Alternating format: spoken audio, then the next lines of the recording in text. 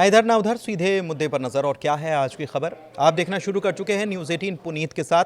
और ग्लोबल अड्डा में आपका बहुत बहुत स्वागत है। ग्लोबल अड्डा में हम बात करते हैं अंतर्राष्ट्रीय खबरों की। और इस वक्त सबसे बड़ी खबर जो है वो ईरान और इजराइल में जो कॉन्फ्लिक्ट चल रहा है उसको लेकर है। तो उसके अपडेट्स क्या हैं, उन सब पर आज हम चर्चा करने वाले हैं। और साथ ही साथ ताकत की बात करेंगे, ईरान की ताकत की बात करेंगे, इजराइल की ताकत की बात करेंगे, किसके पास कितनी ताकत है, कौन कितना मजबूत है, इसकी भी हम बात करने वाले हैं। ग्लोबल फायर पावर रेटिंग जो है वो क्या कहती है उसकी भी बात करेंगे। लेकिन सबसे बड़ी बात क्या है, ईरान की एक मस्जिद है जमकरान मस्जिद, इसके ऊपर लाल झंडा फहरा दिया गया है। और लाल झंडा फहराने का मतलब क्या होता है, इसका मतलब होता है युद्ध का आगाज, यानी कि जंग शुरू हो चुकी है, तैयार हो जाओ। दरअसल 13 जून की सुबह इजराइल ने ईरान के परमाणु अड्डों पर अटैक करना शुरू कर दिया। इसके अलावा टारगेट इसको बनाया, इसके अलावा टारगेट बनाया खास तौर पर उनके सैन्य ठिकानों को और साथ ही साथ बड़े सैन्य अधिकारियों को। और इसमें IRGC के जो मुख्य जनरल हैं उनको भी निशाना बनाकर उनको भी मार दिया गया। दूसरी तरफ परमाणु अड्डों पर भी हमला किया गया और लगातार स्ट्राइक की जाती रही। इजराइल ने इस मामले में कहा कि हम नहीं रुकेंगे जब तक हमारा लक्ष्य हम हासिल नहीं कर लेते। लेकिन ईरान ने क्या किया है, ईरान ने कैसे जवाब दिया है, इसकी भी बात करेंगे। उसके पहले जरा समझ लेते हैं कि क्या क्या हुआ है। ईरान का जवाबी कार्रवाई जो है वो हमने देखी कि पहले इजराइल ने बात शुरू की और दूसरी तरफ ईरान ने इसमें जवाब दिया। लेकिन इसके पहले का अगर बात को देखें तो इससे पहले डोनाल्ड ट्रंप और इजराइल के प्रधानमंत्री दोनों के बीच बातचीत होती है। कब होती है? मंगलवार को होती है। 40 मिनट की बातचीत में यह कहा जाता है कि डोनाल्ड ट्रंप ने बेंजामिन नेतन्याहू से यह कहा था कि आप गजा में कार्रवाई को रोक दो, ताकि हम ईरान से जो परमाणु मामले को लेकर बातचीत होने वाली है उस पर कोई हम पुख्ता कदम उठा सकें, उस पर कोई डील बन पाए।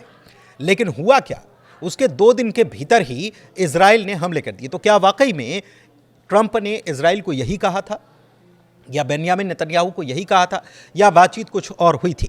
क्योंकि इजराइल और अमेरिका का गठजोड़ कितना गहरा है ये किसी से छिपा नहीं है। तो ऐसा हो नहीं सकता कि इजराइल ने अमेरिका को खबर नहीं की। लेकिन जब हमला हुआ उसके बाद अमेरिका ये तुरंत सफाई देता हुआ नजर आया कि हमको बाद में खबर लगी। जब इजराइल ने कर दिया उसके बाद हमको खबर की गई और इसमें हमारा कोई हाथ नहीं है। यानी कि अपने आप को इस सबसे कॉन्फ्लिक्ट से दूर करने की कोशिश अमेरिका करता नजर आया। लेकिन ईरान ने कहा कि हमको सब पता है कि आप क्या कर रहे हैं, कैसा गेम खेल रहे हैं। और ईरान ने कहा कि आने वाले वक्त में अगर लगा हमको तो हम अमेरिका के जो ठिकाने हैं, अमेरिका के जो बेस हैं मिडिल ईस्ट में, उनको भी टारगेट करेंगे, क्योंकि वो भी हमारे निशाने पर है। लेकिन इसके बाद जब इजराइल ने हमला किया तो उसके बाद जवाबी कार्रवाई की गई ईरान की तरफ से। ईरान ने सबसे पहले बड़ी संख्या में ड्रोन अटैक करना शुरू कर दिया। इसके बाद ईरान की तरफ से एक बड़ा अटैक किया गया। बड़ा अटैक कहाँ किया गया? तेल अवीव पर, जो कि राजधानी है इजराइल की, वहाँ पर अटैक किया गया और वहाँ पर अटैक करके बड़ा नुकसान हुआ है। और ख़बर यह है कि इजराइल के 10 नागरिकों की मौत हुई है और कई लोग इसमें घायल भी बताए गए हैं। करीब 300 के आसपास इसमें घायल बताए गए। इजराइल की तरफ से क्या दावा किया जा रहा है? इजराइल की तरफ से यह दावा किया जा रहा है कि उसका एयर डिफेंस सिस्टम जो है वो इतना मजबूत है कि उसने सब हमलों को रोक दिया है। लेकिन ईरान की तरफ से यह भी कहा जा रहा है कि हमने 3 फाइटर जेट F-35, जो कि स्टेल्थ फाइटर जेट माने जाते हैं, उनको हमने ढेर कर दिया है, उनको हमने मार गिराया। और इसकी कुछ तस्वीरें भी सामने आई हैं जिसमें अटैक हो रहा है और इसमें फाइटर जेट्स जो हैं वो गिर रहे हैं। ये फाइटर जेट अमेरिका में बनते हैं और इजराइल इनका इस्तेमाल करता है। लेकिन इसमें सबसे बड़ी बात यह है कि इजराइल और ईरान के बीच में 2000 किलोमीटर से भी ज़्यादा की दूरी है। और ऐसे में इसकी रिफ्यूलिंग कहाँ हुई, ये एक बड़ा सवाल है। क्या अमेरिकी अड्डों का सहारा लिया गया? ये भी अपने आप में एक बड़ा सवाल है। लेकिन अमेरिका कह रहा है कि हम इससे अभी दूर हैं। दूसरी तरफ खबर एक और आई है। खबर यह है कि अमेरिका ने अपने जंगी जहाज़ों को मिडिल ईस्ट की तरफ रवाना कर दिया है ताकि इजराइल की मदद की जा सके। ये तो अपडेट की बात हो गई। लेकिन 2-3 खबरें और सामने आई हैं। उन बयानों पर नजर डाल लेना चाहिए, 2-3 खबरों पर नजर डाल लेनी चाहिए। क्या खबर है? अमेरिका के साथ ईरान की 6ठे दौर की मीटिंग थी। कब होने वाली थी? ये शनिवार को होने वाली थी, लेकिन ये कैंसिल हो गई। दूसरी तरफ डोनाल्ड ट्रंप क्या कह रहे हैं? Make a deal, make a deal. बार बार वो ये कह रहे हैं कि शांति बनाए रखो और मेक अ डील। लेकिन डोनाल्ड ट्रंप की तरफ से एक बयान और आया था। डोनाल्ड ट्रंप ने कहा था कि मैंने ईरान को 60 दिन का वक्त दिया था और 61वें दिन देखो क्या हो गया। सबसे बड़ी बात यह है कि डोनाल्ड ट्रंप ने जो 60 दिनों का वक्त दिया था वो तो कब का पूरा हो चुका है।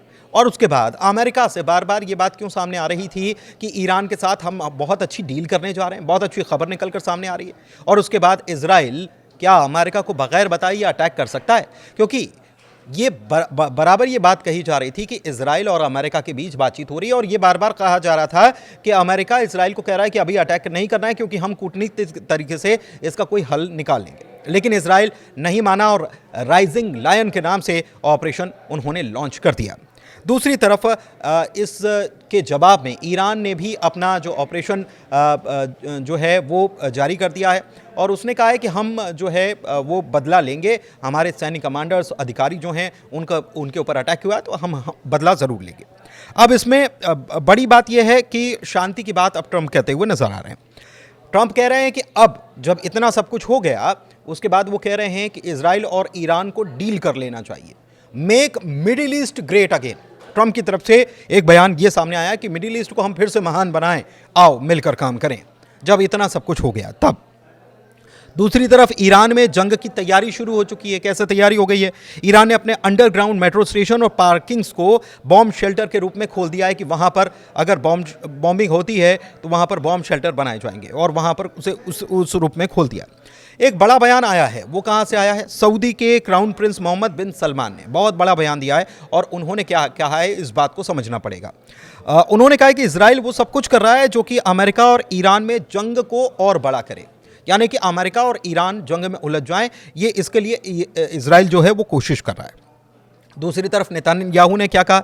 नेतन्याहू ने हालात के मद्देनजर अमेरिका से कहा कि अब इजराइल की मदद के लिए, इजराइल का साथ देने के लिए अमेरिका को मैदान में आना चाहिए। खबर यह भी है कि अमेरिका ने जंगी जहाज़ों को इजराइल की मदद के लिए भेज दिया है।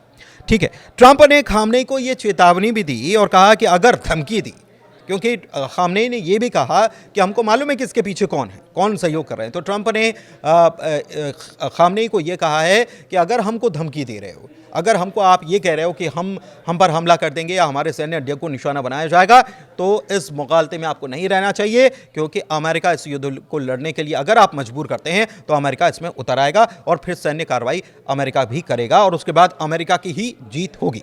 ये कब उन्होंने कहा? ये तब उन्होंने कहा जब अमेरिका का 250वां जो सेना दिवस था वो मनाया जा रहा था। इस मौके पर उन्होंने कहा। ईरान ने यह कहा है कि इजराइल, अगर देखिए बड़ी खबर क्या है, ईरान ने यह कहा है कि अगर इजराइल हमले रोक देता है तो हम भी थम जाएंगे, लेकिन अगर नहीं माना तो हम ऐसा जवाब देंगे कि पीढ़ियां नेतन्याहू की याद करेंगी कि हमने कोई जवाब दिया है, क्योंकि आपने हमारे नेताओं का, हमारे लोगों को शहीद किया है। अब ग्लोबल फायर पावर इंडेक्स की बात कर लेते हैं। मतलब ये ग्लोबल फायर पावर इंडेक्स जो है ये बताता है कि किसकी कितनी ताकत है, किस मुल्क की सैन्य ताकत क्या है। मिलिट्री लिस्ट में इजराइल 15वें नंबर पर है और ईरान का नंबर 16वें नंबर पर आता है। ठीक है, 2023 में ईरान की रैंक 17 थी, इजराइल का 18वें नंबर था और इसमें 60 अलग अलग पैरामीटर्स होते हैं जिस पर देशों की ताकत को परखा जाता है। उसकी सैन्य ताकत क्या है, फैसिलिटीज़ उनके पास क्या है, इसके अलावा सेना में कितने लोग हैं, उनके पास टैंक्स कितने हैं, उनके पास विमान कितने हैं, उनके पास मिसाइल्स कितनी हैं, उनके पास ज़मीन पर हमला करने के लिए क्या ताकत है, उनके पास हवा में हमला करने के लिए ताकत क्या है, पानी से हमला करने की ताकत क्या है। ये सारे पैमाने होते हैं। अब अगर बात की जाए तो ईरान की खासियत उसकी बड़ी फोर्स है, बहुत बड़ी फोर्स है ईरान के पास। IRGC अपनी अलग फोर्स है खामनेई की, और दूसरी तरफ उसके पास मिसाइलें हैं और मिसाइलों का भंडार है मिसाइलों का। ये कहा जाता है कि मिडिल एशिया जो है वहाँ पर सबसे बड़ा अगर मिसाइल भंडार है तो वो ईरान के पास है। ईरान के पास बैलिस्टिक मिसाइल है, लेकिन अब तो हाइपरसोनिक मिसाइलों का ज़माना है, तो बैलिस्टिक मिसाइल आसानी से इंटरसेप्ट भी कर ली जाती हैं। लेकिन ऐसा नहीं है, ईरान के पास हाइपरसोनिक मिसाइलें भी हैं, भले ही उसकी संख्या कम हो। दूसरी तरफ हुतीज़ ने भी मोर्चा खोल दिया है इजराइल के खिलाफ, वो भी वहाँ से हमले कर रहे हैं। ये भी खबरें निकलकर सामने आ रही हैं। लेकिन अब ईरान की तरफ से जो हमले हो रहे हैं उसको इजराइल कैसे उनसे निपट रहा है। तो इजराइल के पास सबसे ज़्यादा ताकत भले इतनी ज़्यादा ना हो ईरान के मुकाबले, लेकिन इजराइल के पास है उसका एयर डिफेंस सिस्टम। दरअसल सबसे बड़ी बात यह है कि दोनों की बॉर्डर सीधे सीधे तो लगती नहीं है, तो हमला जो होता है वो ड्रोन के ज़रिए होता है, फाइटर जेट्स के ज़रिए होता है या मिसाइलों के ज़रिए होता है। तो ऐसे में इजराइल ने अपना एयर डिफेंस सिस्टम बहुत पहले से मजबूत कर रखा है। उसके पास कई सारे एयर डिफेंस सिस्टम है, जैसे डेविड स्लिंग है उसके पास थार्ड सिस्टम है, उसके पास एक सिस्टम और है जो आप जानते हैं कि उसको लेकर लगातार इजराइल ये दावे करता है कि उसने जो डेवलप किया है अपना एयर डिफेंस सिस्टम वो सबसे बढ़िया है, प्रभावशाली है और सबसे ज़्यादा उसी से हमले रोके जाते हैं। एक एरो सिस्टम भी है और ये इजराइल की सफलता की रीढ़ मानी जाती है कि इजराइल को हमलों से बचाने के लिए सबसे बड़ी रीढ़ जो है वो यही है। 90% से ज़्यादा इसकी सफलता दर है और इसलिए ईरान भी इस बात को जानता है और इसीलिए वो लगातार मतलब आप समझिए कि 150 मिसाइलें अगर एक साथ दाग दी जाएं तो आपके जो एयर डिफेंस सिस्टम हैं वो भी कई बार कंफ्यूज हो जाते हैं। जो हमने ऑपरेशन सिंदूर के दौरान देखा कि वहाँ से भी लगातार ड्रोन्स अटैक किए जा रहे थे, लेकिन ऑपरेशन सिंदूर में ये सारे अटैक जो है कामयाब नहीं हो पाए। ठीक है, तो एक तो ये है। इसके अलावा इजराइल के पास एरो सिस्टम है और 2400 किलोमीटर तक की बैलिस्टिक मिसाइलों को इससे रोका जा सकता है। ठीक है, इजराइल के पास थर्ड सिस्टम है, डेविड स्लिंग है और आयरन डोम भी है।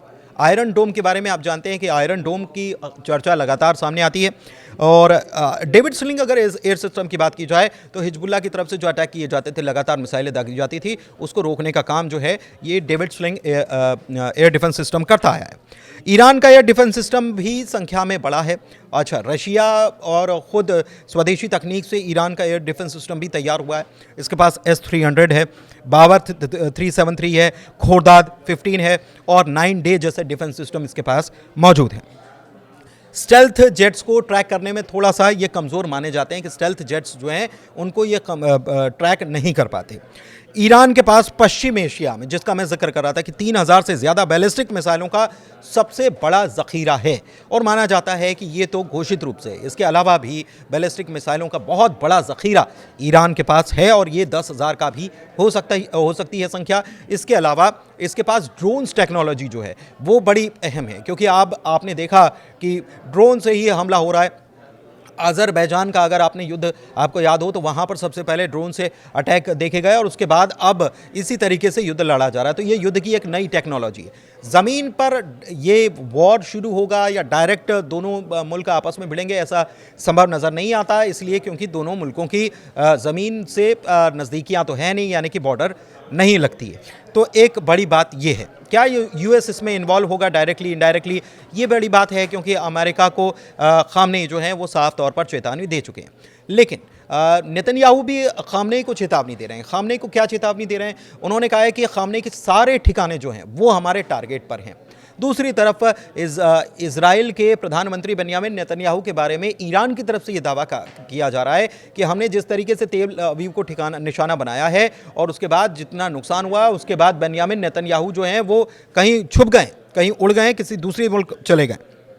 ये भी एक बात निकलकर सामने आती है। एक बात और है कि इसमें थोड़ी सी ताकत यहाँ पर नज़र आती है, क्योंकि अभी आपने देखा कि इजराइल और ईरान के बीच कॉन्फ्लिक्ट इसी बात से शुरू हुआ कि ईरान जो है वो परमाणु बम बनाने के करीब है। ये दावा किसने किया? इजराइल ने किया और कहा कि ये हमारी अस्तित्व के लिए ख़तरा है और इसलिए हमने ये हमला किया। शुरुआत में ही नेतन्याहू की तरफ से बयान निकलकर सामने आया, लेकिन इजराइल जो है वो खुद ये नहीं बताता कि वो परमाणु संपन्न है कि नहीं है। लेकिन एक बड़ी बात यह है कि सिप्री यानी कि Stockholm International Peace Research Institute और Federation of American Scientist FAS की रिपोर्ट्स में यह दावा किया कि इजराइल के पास 100 से 200 तक परमाणु हथियार हैं। इजराइल ने अभी इसके बारे में कभी बताया नहीं है, लेकिन ईरान ने कहा है कि उसकी पूरी जानकारी उसके पास है। हाल ही में ये जब कॉन्फ्लिक्ट शुरू हुआ उसके पहले ही ईरान ने कहा कि हमारे पास दस्तावेज़ हैं, पुख्ता दस्तावेज़ हैं, हज़ारों की संख्या में वीडियो भी हैं और हमारे पास फ़ोटो भी हैं और दस्तावेज़ भी हैं, हम जल्दी खुलासा करेंगे। लेकिन इसके पहले ये अटैक शुरू हो गया और चीज़ें बिगड़ गई। ठीक है, तो अभी ईरान जो है वो परमाणु शक्ति हासिल करना चाहता है, ये इजराइल का दावा है, और ईरान के पास ये ताकत नहीं है। दूसरी तरफ नातांज में और बाकी जगह परमाणु फैसिलिटी जो हैं वहाँ पर धमाके धमाके किए गए, और इजराइल की तरफ से ये दावा किया जा रहा है कि हमने पूरी परमाणु फैसिलिटी जो है उसको नष्ट कर दिया है, और ईरान अब जो न्यूक्लियर प्रोग्राम था उसका कई सालों पीछे चला गया है। अब वो ऐसा नहीं कर पाएगा कि उसने जो 60% तक परमाणु संवर्धन कर लिया था अब उसके कुछ काम का नहीं है, और ये ईरान पीछे खिसक गया है। इस बात की संभावना कम है कि ज़मीन पर लड़ाई हो या ईरान से सीधी कोई लड़ाई इजराइल की हो, ये कम नज़र आती है। ईरान के अहम ठिकानों पर हवाई हमले करने की पूरी क्षमता बताई जाती है। 13 जून को जैसे इजराइल ने कर दिया, क्योंकि स्टेल्थ जेट्स का इस्तेमाल किया गया। स्टेल्थ जेट्स का मतलब ये होता है कि वो जब निकलेंगे तो वो किसी रडार की पकड़ में नहीं आएंगे। हालांकि इस हमले के बाद ईरान की तरफ से उसके जितने भी एयर डिफेंस सिस्टम हैं उनको एक्टिव कर दिया गया है, और ईरान कह रहा है कि हम पूरी तरह से ये बदला लेंगे और इजराइल को ऐसा सबक सिखाएंगे कि उसकी पुश्तें याद रखेंगी। दूसरी तरफ वहां पर खामनेई जो हैं उनको भी समर्थन मिल रहा है। लेकिन एक बड़ी बात ये कि इसमें कुछ जानकार क्या कह रहे हैं, उसमें इस बात में कुछ जानकार ये भी कह रहे हैं कि अगर ईरान इसमें पीछे हटता है, जवाब नहीं देता है, तो खामनेई के खिलाफ वहीं पर बगावत शुरू हो सकती है। खामनेई को इस सद्दा से बेदखल किया जा सकता है, क्योंकि अब वहां के लोगों का खून उबाल मार रहा है और वो चाहते हैं बदला। लेकिन इस बीच बड़ी खबर क्या है? इस बीच बड़ी खबर यह भी है कि तेल के दाम में 12% का इजाफा हो गया है। कच्चे तेल की कीमतों में, ये मिडिल ईस्ट में जो कॉन्फ्लिक्ट बढ़ा है, आने वाले वक्त में हो सकता है अगर ये और बढ़ता है तो चीज़ें और बिगड़ सकती हैं। तो तेल के दामों में इजाफा हो रहा है, दूसरी तरफ सोने के भाव भी चढ़ते जा रहे हैं। तो ये दो खबरें भी निकलकर सामने आई हैं, लेकिन अभी ऐसा नज़र नहीं आता कि इजराइल और ईरान के बीच कोई बात बनती नज़र आ रही, क्योंकि दोनों एक दूसरे को धमकाते नज़र आ रहे हैं कि अंजाम बुरा होगा। धन्यवाद।